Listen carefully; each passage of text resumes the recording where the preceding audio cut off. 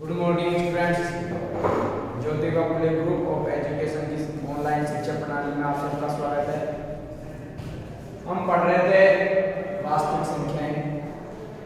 वास्तविक संख्याएं से पहले हमने परिमेय और अपरिमेय संख्याओं के बारे में पढ़ा। इसके बाद हमने वास्तविक संख्या बनाई परिमेय और अपरिमेय संख्याओं का समूह। अब वास्तविक संख्याओं में सबसे पहले जो हमने पढ़ा वो यूक्लिड विभाजन प्रमेय का पढ़ी, जो होती है a बराबर b गुणा q प्लस r, जहां r का मान 0 या 0 से बड़ा होता है लेकिन छोटा होता है किससे? b से। इससे संबंधित कुछ सवाल भी दिए थे। कल मैंने एक सवाल आपको दिया 867 और 255, इन दोनों का हमें एचसीएफ ज्ञात करना है। विधि हमारे पास रहेगी यूक्लिड विभाजन प्रमेय। तो यूक्लिड विभाजन प्रमेय का हम उपयोग करेंगे। यूक्लिड विभाजन प्रमेय। यूक्लिड विभाजन प्रमेय का हमारे पास क्या है? a बराबर b गुणा q और प्लस r।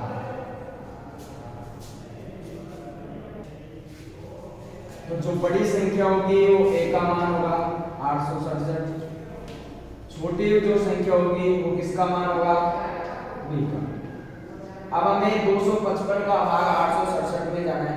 जितनी बार भाग जाएगा उसको गुणा में लिखेंगे, जो शेष बच जाएगा उसको प्लस में लिखेंगे। यहाँ जो हमने यूक्लिड विभाजन प्रमेय का लिखी उसमें मैंने आपको ये भी बताया कि r का मान हमेशा 0 होगा या 0 से बड़ा होगा लेकिन छोटा होगा बेटा किससे?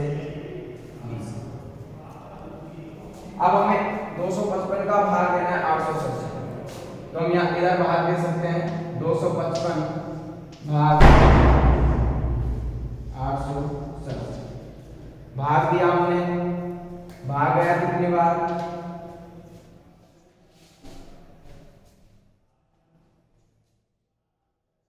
देखिए चेक करते हैं। 5 दिया 15 हासिल के, 5 दिया 15 है 16 हासिल की, फिर 1 3 दूनी 6 1 7 घटाएंगे तो हमारे पास बच जाएंगे 2। फिर यहाँ घटाएंगे क्या बच जाएगा? 0। और यहाँ क्या बच जाएगा? 1। तो हमारे पास भाग कितनी बार गया? 3, जो किसका मान होगा? क्यों? जो शेष बचेगा वो किसका मान हो जाएगा? r। तो हमें क्यों के स्थान पर कितने लिखने होंगे? 3। r के स्थान पर कितने लिखने होंगे? 100। अब हम देखेंगे कि r का मान 0 आया क्या? नहीं। जब तक r का मान 0 नहीं आए तब तक हमें भाग देना है। तो r का मान 0 आया या 102 आया। अब फिर हमें आगे भाग देना है। जिसमें आप भाग देते हैं उसको हटा देते हैं। आप भाग देना किसमें? जो शेष बचता है उसका भाग पिछले भाजक में देते हैं। पहले भाग किसका दे रहे थे हम? 255 का। अब 255 में भाग दे रहे हैं, किसका देंगे? जो शेष बचेगा। तो हम यहाँ भाग दे सकते हैं 102 का भाग देंगे किसमें? 255। भाग दिया, 2 बार गया, हमारे पास आ गए कितने? 204। घटाएंगे 1 तो भाग कितनी बार गया? तो किसका मान हो जाएगा? q का। तो भाग गया 2 बार, मान किसका आया? q का। शेष क्या बचा? 51, इसका मान हो जाएगा r का। जितनी बार भाग जाता है वो होता है q का मान, और जो शेष बच जाता है वो किसका मान होता है? r। फिर यहाँ लिखेंगे भाग दिया हमने किसमें? 255। किसका दिया? 102 का। कितनी बार गया बेटा? 2। शेष हमारे पास क्या बचा? बोलो। r का मान 0 आया? नहीं आया। जब तक 0 नहीं आए तब तक भाग देना। r का मान अभी 0 नहीं है तो फिर भाग देना। 255 में भाग दिया था इसको हटा देंगे। अब भाग देना किसने का है, किसका देना है 51, जो शेष बचता है उसका भाग देंगे किसमें, जिसमें जिसका भाग पहले दे चुके, किसका दे चुके 102। तो 102 में हम भाग देंगे किससे 51 से, और 51 से भाग देंगे, भाग जाएगा 2 बार, कितने आ जाएंगे 102, घटाएंगे क्या बच जाएगा 0। जो शेष बचा वो r, और जितनी बार भाग गया वो क्यों। तो किस में भाग दिया हमने 102 में, किसका दिया 51 का, भाग कितनी बार गया बेटा 2 बार, और शेष पर हमारे पास क्या बच गया 0। क्या शेष पर 0 आ गया, तो r बराबर हमारे पास क्या आ गया बेटा 0। और जब शेष पर 0 आ जाता है तो हमारा एचसीएफ भी हमारे पास होता है, आता है एचसीएफ। एचसीएफ होता क्या है, जिस संख्या का हम अंत में भाग देते, सबसे लास्ट में भाग किसका दिया 51 का, सबसे लास्ट में भाग किसका दिया हमने 51 का, वही हमारा क्या हो जाएगा एचसीएफ। अतः हमारा एचसीएफ आ जाएगा बेटा कितना 51।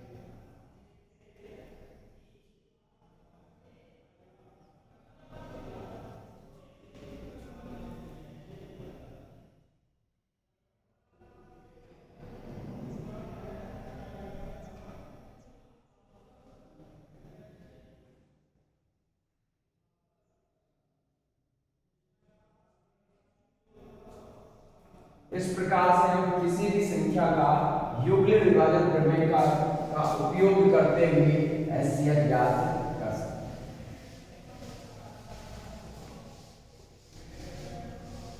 अगला जो क्वेश्चन है हमारे पास वो इस प्रकार है, दूसरा,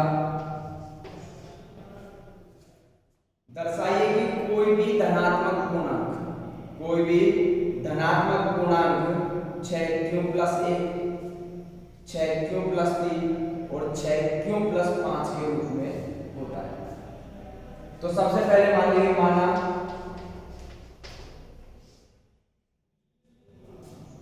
ए कोई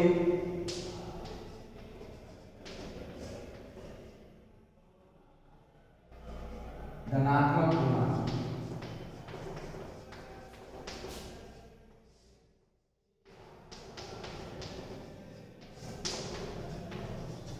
क्या है ए कोई धनात्मक पूर्णांक, तो हमें उपयोग किसका करना है यूक्लिड विभाजन प्रमेय का, तो यूक्लिड विभाजन प्रमेय का।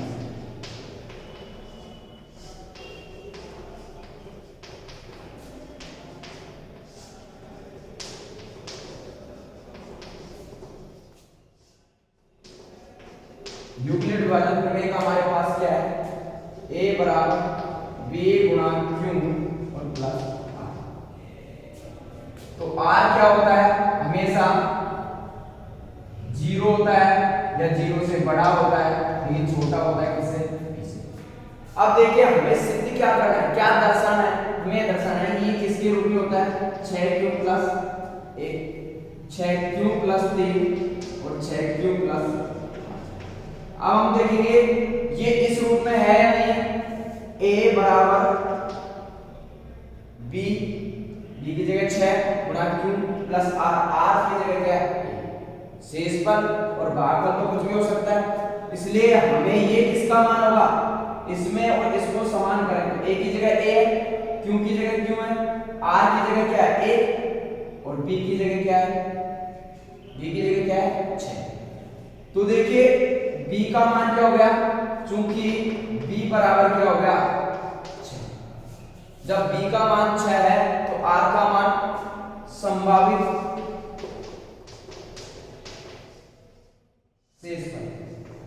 शेष पर मतलब r, तो संभावित शेष बल क्या हो सकते हैं, मैंने आपको बताया कि जो शेष बल होता है, जो r होता है वो हमेशा b से क्या होता है, छोटा होता है। b से क्या होता है, छोटा। अब b का मान 6 है तो 6 से छोटी संख्या कौन कौन सी हो गई, 0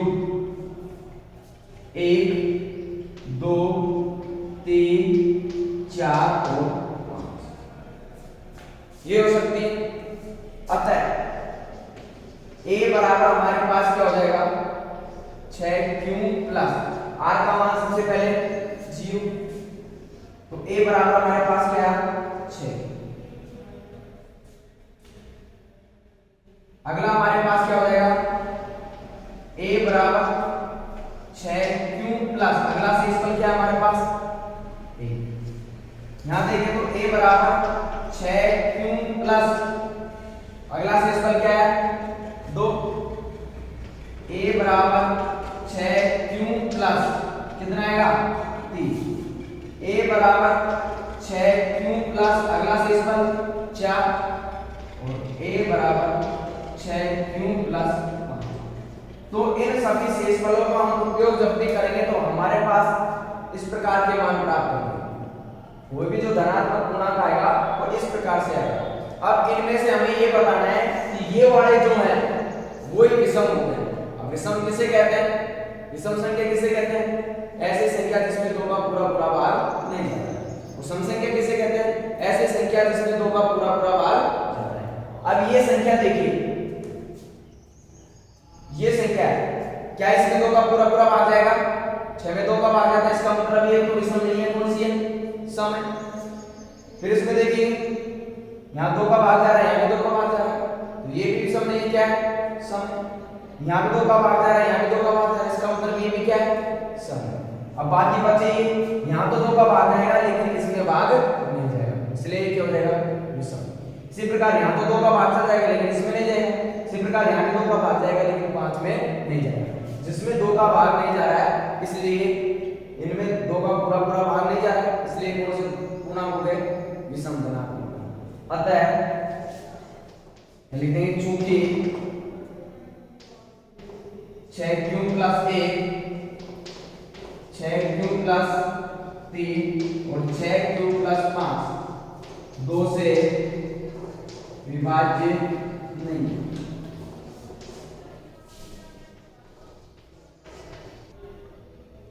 2 से विभाज्य नहीं है। विभाज्य नहीं है इसलिए कोई भी विषम धनात्मक पूर्णांक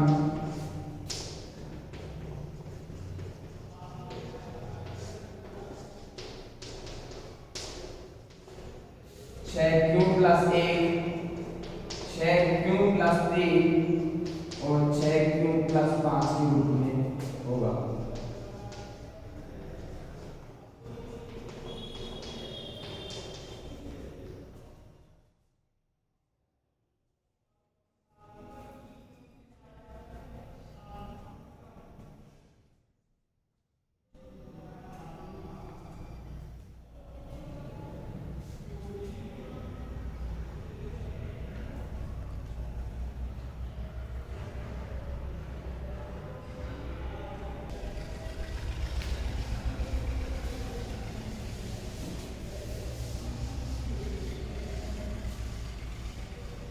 अगला सवाल देखेंगे हम।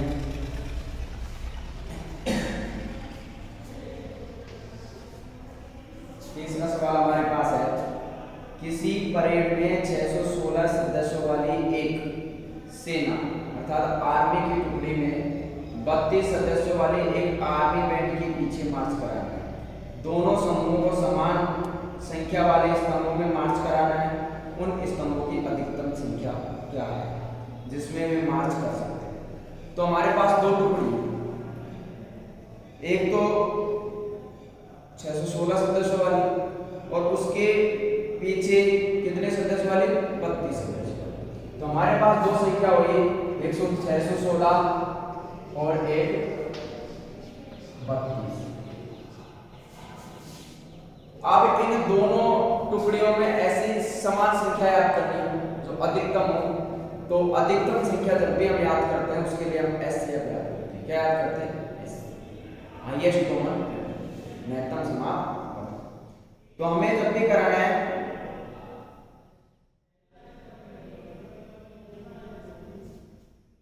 तो यूक्लिड विभाजन प्रमेय का उपयोग करेंगे एचसीएफ निकालने के लिए। विभाजन प्रमेय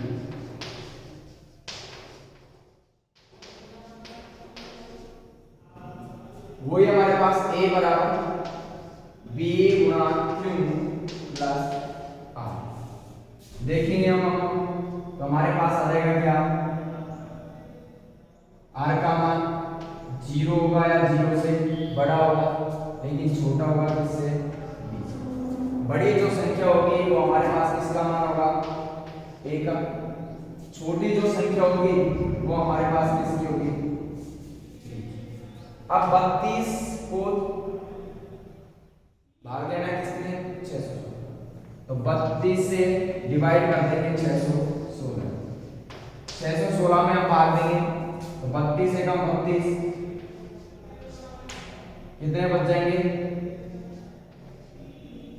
29। कितने बच जाएंगे? 6 उतार देंगे, फिर भाग देंगे। भाग 9 बच जाएगा, 9 दूनी 18, 27 है 28। कितने बच जाएंगे? जितनी बार भाग गया वो मान किसका? क्यों। जो शेष बच गया वो आप मान किसका? आर। तो क्यू का मान आया बेटा हमारे पास 19 और आर का मान आया हमारे पास बेटा क्या? क्या आर का मान 0 आया? नहीं। आर का मान 0 नहीं है, इसलिए फिर भाग लेना होगा। अब भाग देंगे किसमें? 32। भाग देना है किसका? 8 जो शेष बचा। तो 8 का भाग देना है किसमें? 32। तो 8 चौक 32, शेष क्या बचेगा हमारे पास? 0। तो भाग कितनी बार है बताओ? 4। शेष हमारे पास क्या बचा? 0। क्या आर का मान 0 आया? आर का मान 0 आया, इसलिए अब हम ऐसे हम निकाल सकते हैं। अतः एचसीएफ हमारे पास क्या होगा? लास्ट में भाग किसका दिया हमने? 8 का, इसलिए एचसीएफ हमारा क्या होगा? अतः हमें क्या याद करना था? स्तंभों की अधिकतम संख्या। स्तंभों की अधिकतम संख्या। अधिकतम संख्या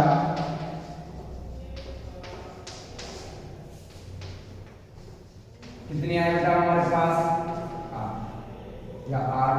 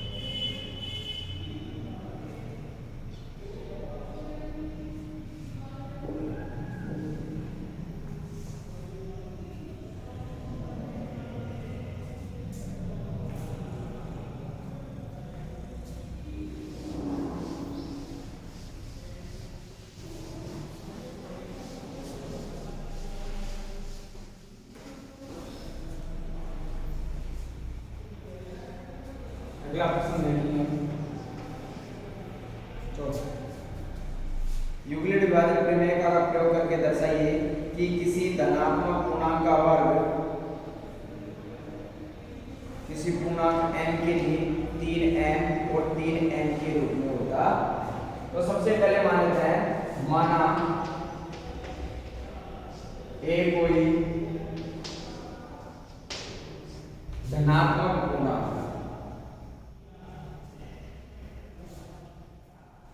धनात्मक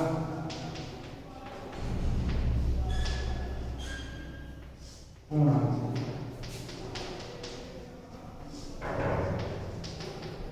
चूंकि हमें इसके रूप में सिद्ध करना है 3m प्लस ये a बराबर b गुणा q प्लस,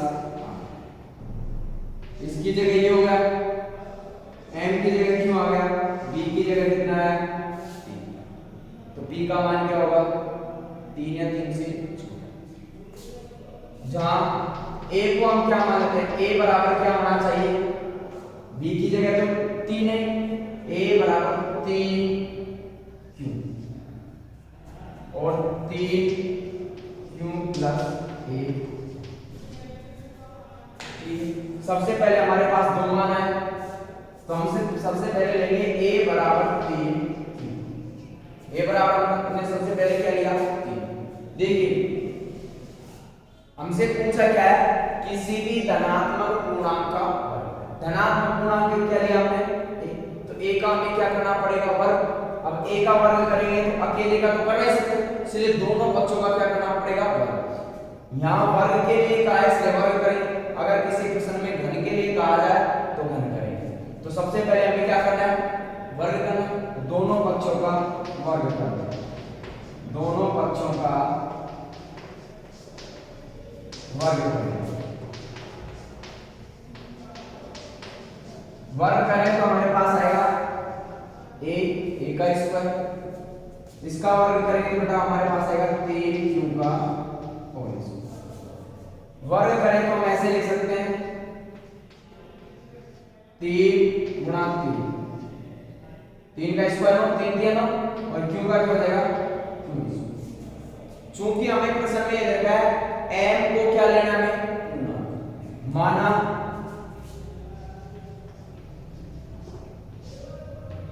3q स्क्वायर बराबर, हमें सिद्ध ये करना था 3m और 3m प्लस,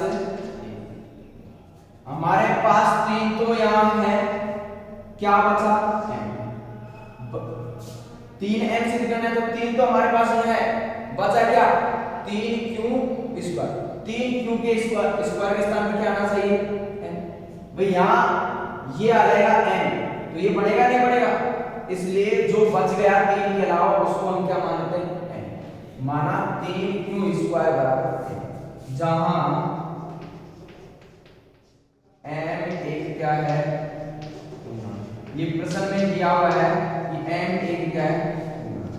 अब जहां 3q स्क्वायर है उसकी जगह हम क्या लिख सकते हैं m लिख सकते हैं, तो हमारे पास आएगा a का स्क्वायर बराबर 3, ये तो ऐसे कैसे, अब इसको बेटा आपने क्या मान लिया n, तो इसके स्थान में क्या आ जाएगा, तो पहली चीज हमें सिद्ध करनी थी कि 3m के रूप में होता, बोले समझ में आया।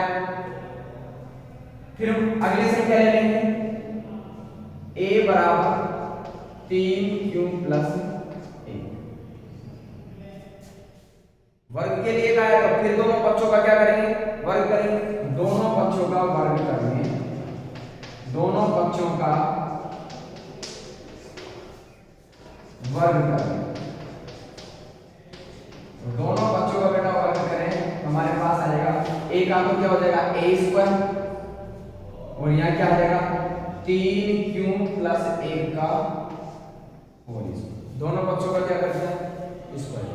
अब हमारे पास यहाँ हो गया एक सर्वसमीका बनी a प्लस b का whole square, a plus b का होल स्क्वायर होता है क्या है a प्लस b का होल स्क्वायर, और इसको बेटा ऐसे लिखते हैं a स्क्वायर प्लस 2ab और प्लस b का स्क्वायर। इस रूप में हमें इसे लिखना है, तो a स्क्वायर तो ऐसे कैसे आ जाएगा उसकी जगह देखिए ए की जगह हमारे पास क्या है 3q, तो हमारे पास आ जाएगा 3q का स्क्वायर। फिर हमारे पास है 2a, a के स्थान पर क्या है 3q गुणा b के स्थान पर हमारे पास क्या है 1 प्लस b का स्क्वायर, तो किसका स्क्वायर करें बेटा 1 का स्क्वायर। इसको लिखें तो ऐसे लिख सकते हैं a स्क्वायर बराबर 3 का स्क्वायर नो क्यों का क्या हो जाएगा क्यों स्क्वायर 3 दूनी 6 क्यों और 1 का स्क्वायर करेंगे तो बेटा क्या आएगा। अब हमारे पास सिद्ध क्या करना है, एक तो 3 m प्लस 1 लास्ट में 1 प्लस 1 हमारे पास है, इसको छोड़ दें। शुरू में हमें क्या चाहिए 3 चाहिए, तो बाकी बची हुई संख्याओं में से 3 हम क्या ले लेंगे कॉमन ले लेंगे। हमारे पास आया a स्क्वायर, यहां से 3 कॉमन ले लेंगे और 3 कॉमन लेंगे तो हमारे पास बचेगा 3 का भाग 9 में देंगे कितनी बार 3 बार क्यों स्क्वायर, ऐसे कैसे 3 का भाग देंगे 6 में 2 बार 2 क्यों, ये ऐसे कैसे चलेगा प्लस हमें ये सिद्ध करना है। 3 यहाँ है यहाँ पर प्लस 1 लास्ट में यहाँ पर बचा क्या, ये जो बच गया उसके स्थान पे क्या मानना है m माना 3q स्क्वायर प्लस 2q बराबर में क्या मान लिया m। अब हम इसके स्थान पे क्या रख सकते हैं m, एक बार आप इसकी कॉपी करेंगे।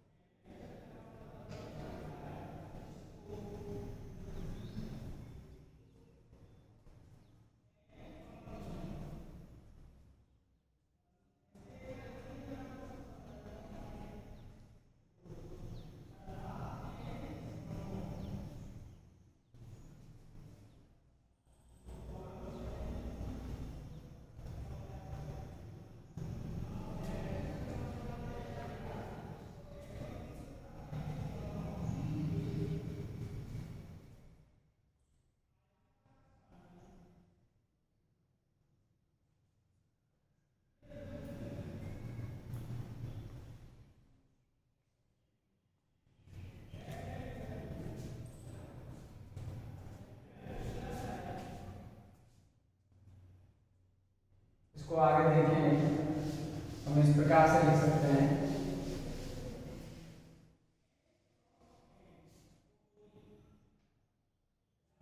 यहां से देखें तो a स्क्वायर बराबर 3, ये ऐसे किस गया, हमने क्या किया 3q स्क्वायर प्लस 2q की जगह हमने क्या मान लिया बेटा m। यहां पर भी क्या होगा पूर्णांक, क्योंकि पिछले में पूर्णांक था उस समय दे भी रखा है कि m क्या है पूर्णांक है।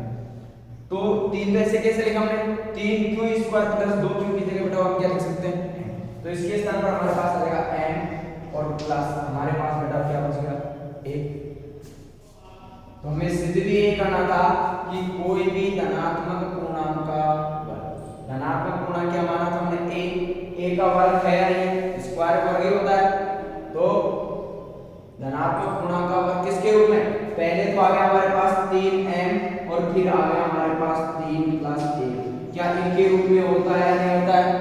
अतः हम लिख सकते हैं, अतः किसी भी धनात्मक पूर्णांक का वर्ग, किसी भी धनात्मक पूर्णांक का वर्ग, पूर्णांक का वर्ग 3m व 3m प्लस 1 के रूप में होता है। तो मैं आशा करता हूं आपकी समझ में आया होगा, इसको बता रहे हैं।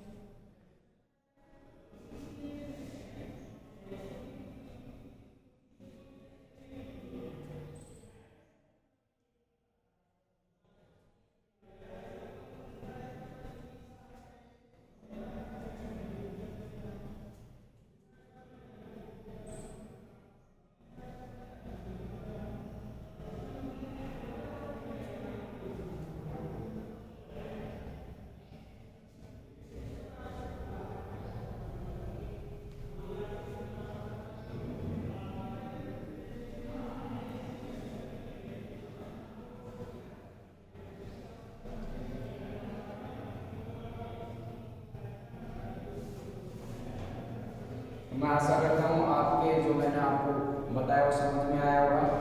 अगर कोई भी चीज़ समझ में नहीं है तो आपको जो नंबर देंगे उन पर संपर्क कर सकते हैं। और आप घर रहें, सुरक्षित रहें। आज के लिए